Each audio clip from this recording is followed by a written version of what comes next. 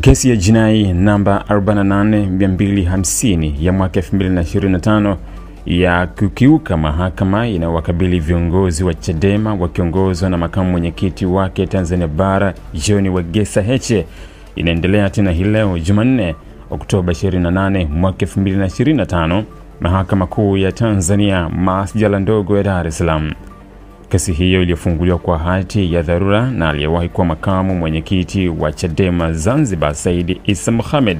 na wenzake wawili Ahmed Rashid Hamis na Maulida Anakomo inaendelea leo kwa ajili ya mahakama kusikiliza mapingamizi yaliyowekwa na wajibu maombi sambamba na kuanza kusikiliza kesi ya msingi. Kesi hiyo inayosikilizwa chini ya Jaji Awamu Mbagwa, watuhumiwa John Heche, John Mnyika, Brenda Rupia, Rose Mayemba, Gelvas Lienda, Twaha Mwaipaya, Hayden Newton, katibu mkuu na bodi ya wadhamini wa Chadema wanadaiwa kukiuka amri ya Mahakama Kuu iliyotolewa Juni 10 mwaka huu.